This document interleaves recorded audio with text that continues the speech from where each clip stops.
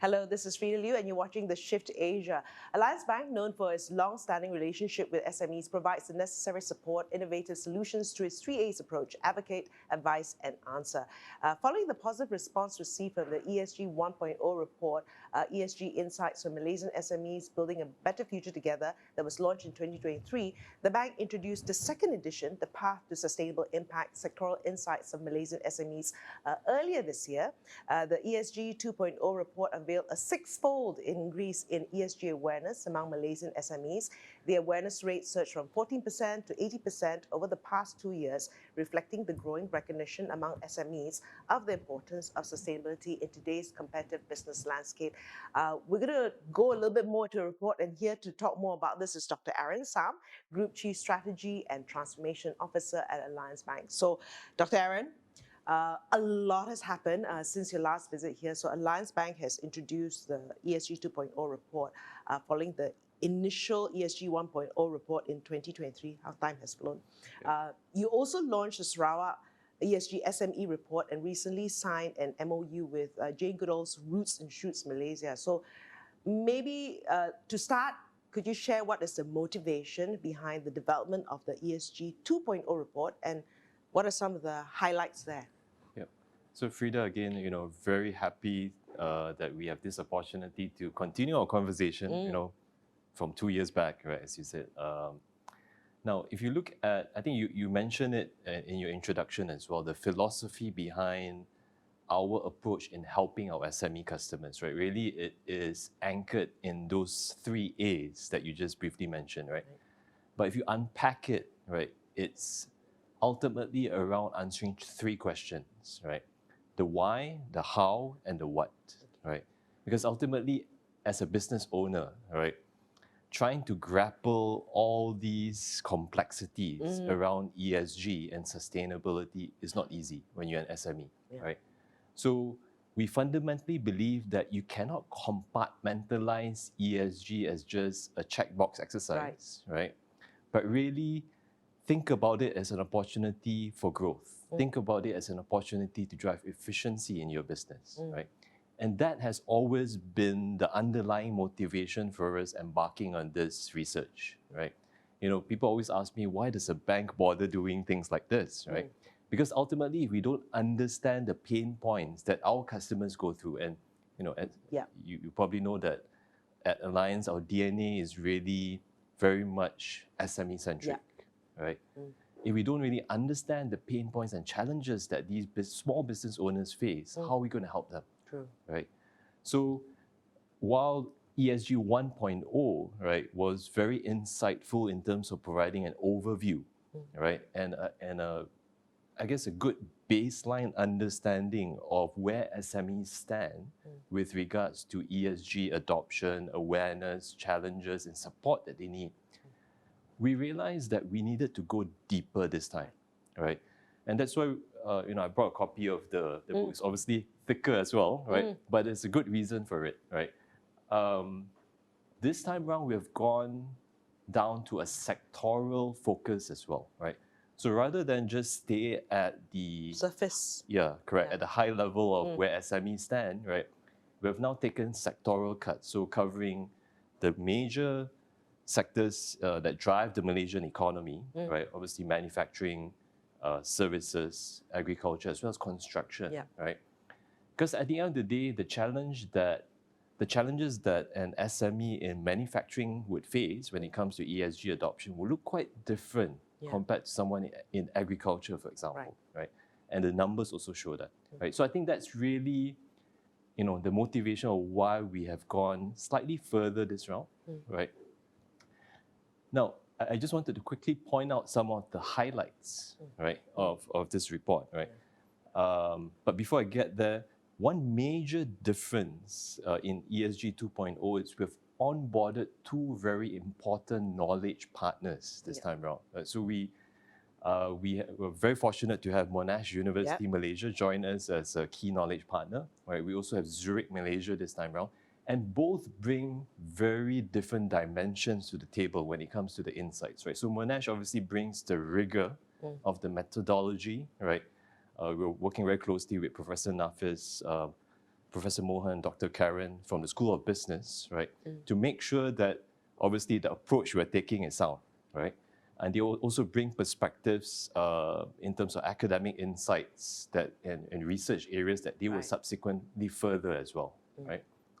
Whereas Zurich, Malaysia then comes in from the perspective of risk management, right? So helping link the physical risks of climate change to the business risks for the business owner, right? And unpacking that in real world terms, right? So I think that's really, I would say the difference, right, compared to 1.0. Last we spoke about 2 years back. And it's interesting how you've linked working together with Zurich and also academia, right? I mean, it's a great picture of collaboration and everybody bringing in the best of what they can do, right? Yeah. So I remember also speaking to Zurich, like, little things that we don't take for granted, like a flood and how that's going to affect your business. Correct. Right? And that's due to climate change, Exactly. Yeah. And in fact, we were speaking to one of the regional economists recently, exactly on this topic around physical risks, right? And when you looked at the statistics for Malaysia in particular, what we call the protection gap, meaning what percentage of these assets actually covered by insurance, right? In the event of a natural disaster like flooding and so forth, right? And in Malaysia today, it's only at about 10% coverage. Wow. Right? So you have a 90% protection gap. Right? It's huge. And given, the intensifying impacts and consequences of climate change, right, is a very real risk to businesses today. Yeah. So I guess also people can download the report if they go on Alliance Bank's website, Oh, right? absolutely, Yeah. absolutely. Okay. So then you don't have to have a physical copy, sustainability and all that, right? Okay, so back to the report, right? What do you think caused the increase of awareness and adoption, which is great? Yeah. So I'll be honest with you, when the team came back with the first cut of the numbers after the field work wrapped up, right? Is it true or not? Yeah, I mean, the numbers were like, wow, are you sure you guys have got the numbers correct? Right? Because, obviously we want to make sure that this is really representative of what's happening in the industry, right? And if you look at the numbers, right, very quickly, basically awareness levels have flipped. Previously it was less than 20% were aware of ESG considerations and how does it impact their respective businesses, but now it's flipped to about 80%, right? Adoption levels have in fact doubled as well, right? Obviously, when it comes to ESG, right, you have three different pillars, right? When you look at the detailed numbers, you will see that the social and governance pillars still lead the way, right? Environmental adoption is still lagging those two pillars, right? Because that tends to be the more complicated one to grapple with when it comes to decarbonization and so forth, right? But what's interesting is when you look at the efforts of the entire ecosystem over the past 2 years, right? So when I say ecosystem, it's the government, the ministries, what we said, the partnerships between public, private sector, and academia, in fact, right? And NGOs such as UNGC, MYB, right? Coming together in a very concerted manner, right? So you have the IESG framework for MITI, for example. You have Capital Markets Malaysia with their simplified ESG disclosure framework, making it easier for SMEs to make sense of all these requirements, right? That, to me, is something that is rarely seen, right? When multiple stakeholders come together in a concerted manner. Yes, concerted. Exactly, right? Secondly, I think, cannot be underestimated is the impact of regulation, right? When we spoke about this a couple of years back, right, we already knew that regulations such as the Carbon Border Adjustment Mechanism, right, would kick in. So this is the carbon tax adjustment that the EU would start imposing. But, if you backtrack to 2023, right, that was something 3 years away. But here we are now, right, just months away from this regulation kicking in, right? And it has real world consequences because an EU importer now would look at these Malaysian suppliers and say, okay, perhaps I should be going with the supplier with the lower carbon footprint because then I'll pay lower tax from a carbon tax standpoint. Right?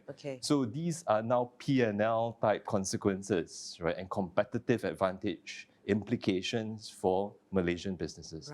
not just domestically, they now need to think that, hey, if my peers in regional markets such as Vietnam and Indonesia are ahead of me in terms of their decarbonization, I'm at a disadvantage when it comes to exporting to markets such as the EU. Right. Right. Yeah. But thirdly, there's actually one very interesting point from this year's research. You know, because we always ask the same question, just as in the baseline report, what's motivating you to start this ESG and sustainability journey? What are the drivers behind it, right? When we looked at last year's report, it tended to be more of the hygiene factors, right? Whether it's, you know, regulatory requirements, you know, cost efficiency and so forth, right?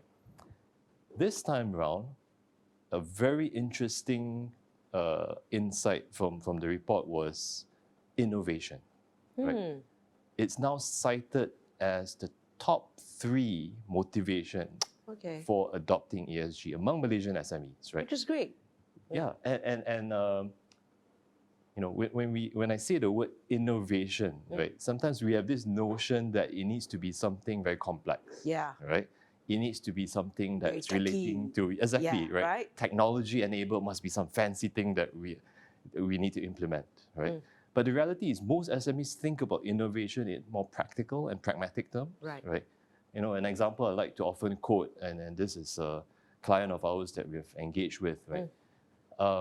Is this SME in the steel manufacturing business, right? So they have a factory line involving, doing steel processing and so forth, right?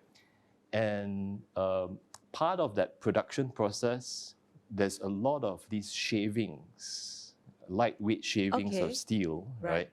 That becomes waste, right? Okay. I mean, because these are, you know, very, you know, thin, unsubstantial material, right? That typically just gets thrown away, right? And what they did was to introduce a compactor in the production line, right? Just a simple retrofit. And they realized that they could compact these lightweight shavings into denser blocks, right? Which then would be of value to be recycled, right? Rather than just thrown away, right? Now, if you ask me, did that really make a big difference to the P&L? The answer is no, right? But that started a cultural mindset shift in the production line to look at other aspects of their operations where they could eliminate waste, reduce energy consumption, and it triggered a revamp in terms of how they thought about their production and processes. Right, and who knows, right? I mean, when you go through this process, right, new products, and that's what you mean by innovation. Exactly. Simple twitches, simple changes, and it will, you know, and it's little things everywhere that will have an impact on your P&L. And what was interesting in the journey of that SME was how that became the catalyst for further change across the entire chain, right? Now, having said that, obviously, innovation spans across a pretty broad spectrum. We have also spoken to SMEs, for example, this integrated plastics recycling manufacturer, and this is an SME level company, we're not talking about corporate, right? Who has actually introduced blockchain technology to enable traceability of their raw material source, because they export a lot of their plastic materials to the EU. And these multinationals are demanding proof that these are indeed recycled plastic and not, you know, first time use of raw material. Right? So they have found an innovative way to tokenize the digital source, right? So that it's almost like a digital cert, right? Certifying that indeed this batch of plastic came from, you know, recycled bottles from XYZ location in Malaysia and all that, right? And they've tokenized it and used distributed ledger technology to be able to trace it reliably, right? So you can actually then pinpoint this particular part in a new product, right? Actually, it can be traced back to recycled bottles in Malaysia in this particular location, right? So it then alleviates concerns, right, from these multinationals that they could be greenwashing in their supply chain, right? So there's something to authenticate now, right? And imagine a Malaysian SME using this kind of innovation, right? In their products. Interesting. You know, and I guess what can be done right now to attract non-adopters to implement ESG? So when we talk about non-adopters, it's interesting because the latest findings show that even among those who have yet to embark on ESG, right, more than 50% of them say that they intend to do so within the next 1 to 2 years. Okay. Right. So actually, we're starting in a fairly Right. decent place, even among non-adopters. Okay. Right. And when we speak to some of these non-adopters, right, the conversation is starting to shift from the why to the how. Okay. Meaning it's like less about, oh, I think I have to do this because I'm forced to, right? To how can I begin begin this journey, right, in a way that's relevant for my business and industry sector, and it also makes sense for my P&L, right? And that's the starting point of the conversations that we typically have with our clients, right? So it's less about, again, compartmentalizing the green agenda, right? Because I think you and I know that there's, if we take that approach, right, the runway in terms of impact will be very limited, right? So we always start with can this help you grow your business, right? Revenue-wise, cost efficiency, or mitigating risk, right? Okay. And that leads us to the next thing that we're doing with our knowledge partner, Monash University, right? We're developing a series of sectoral playbooks, right? That's industry specific. So the first one being the manufacturing playbook that we're coming up with very soon, right? And the idea behind this is fairly simple, right? We actually have a good cohort of Malaysian SMEs, right, who have successfully embraced ESG practices into their businesses and reap tangible benefits to their P&L. So what we are doing is we are basically trying to distill the anatomy of a high-performing ESG SME leader, right? Take the best practices, right? And break it down into a playbook, right? That other SMEs in that same sector can learn and hopefully shortcut their path to adoption, right? And obviously also, learn from the mistakes of those who have gone before them. Right? So that really is the intent, and I think that is where the industry needs to move towards next, because it's less about high-level talk. People want real guidance that's specific to their industry sector. And even you look at the book and I can just change one element, it makes an impact to my business already. Okay, moving on, let's talk about the Sarawak ESG SME report. Why Sarawak? It's my home. I know it's almost your second home. At one time, you were going there a lot. Why Sarawak? So obviously, Sarawak is actually an important state in terms of alliance growth agenda, right? But more importantly, when you look at the GDP numbers by state, right? Sarawak is actually the fourth largest contributor to Malaysia's GDP, right? After Selangor, KL, and Johor, right? It's Sarawak, even ahead of Penang. Right? So, and when you look at the number of SMEs in Sarawak, there are about 70,000.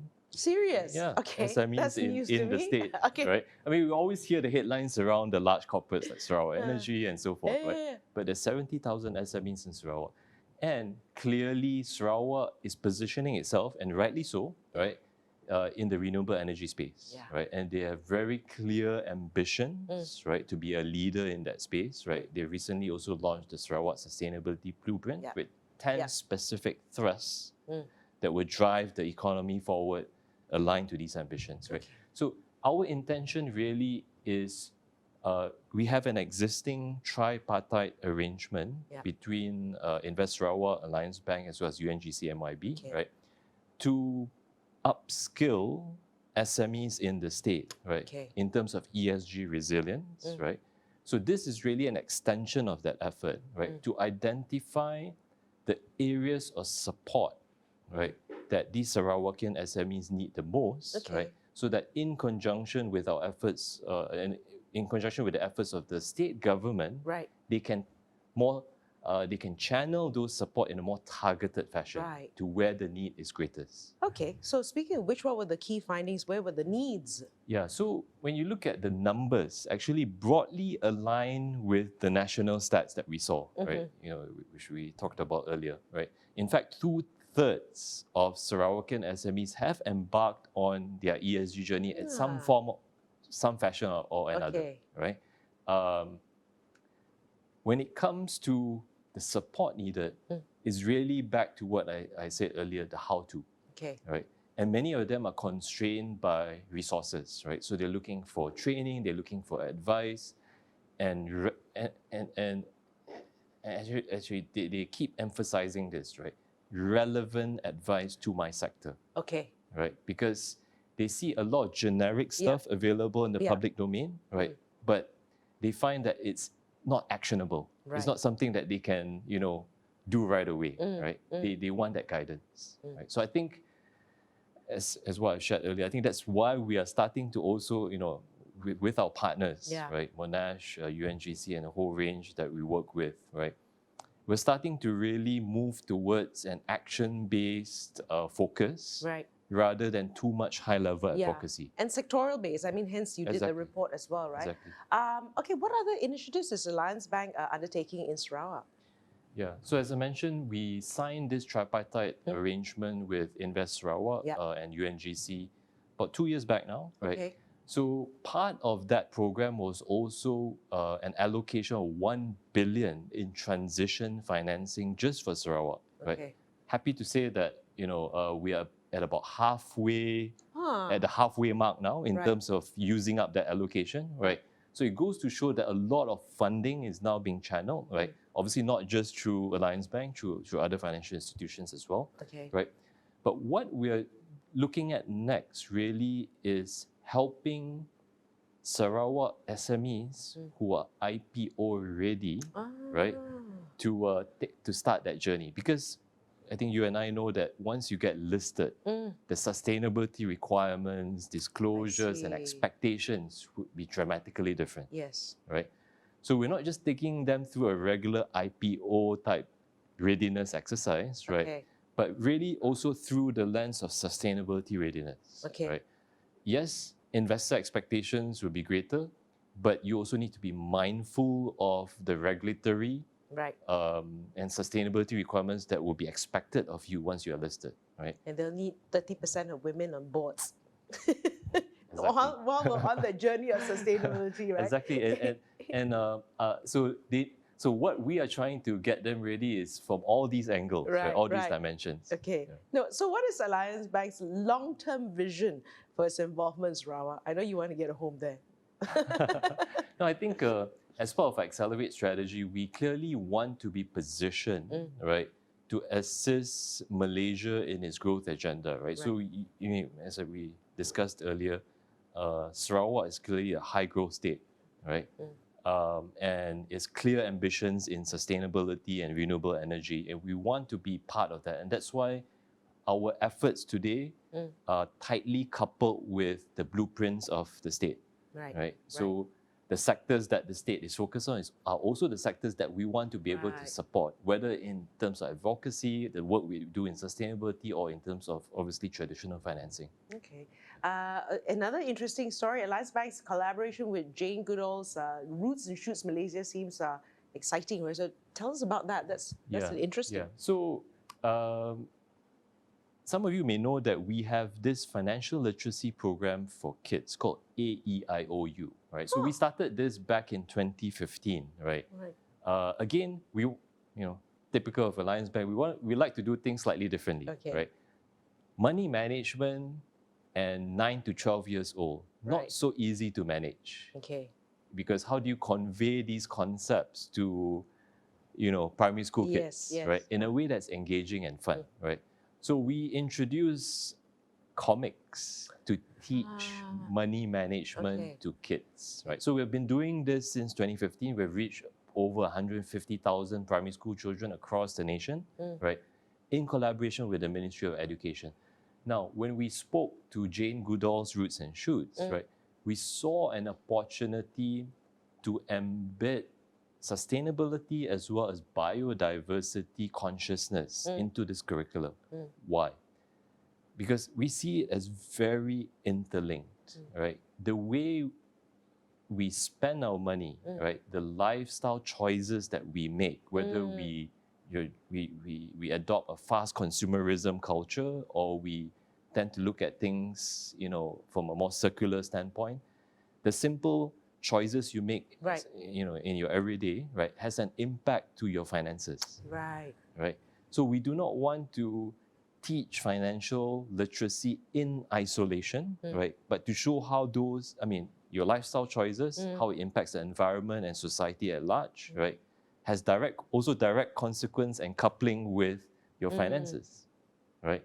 And what better way to do it than when they are young, right? At primary school level, right? So very fortunate again to have such wonderful partner, Jane Goodall's Roots and Shoots. They have a global movement of volunteers and youth, right?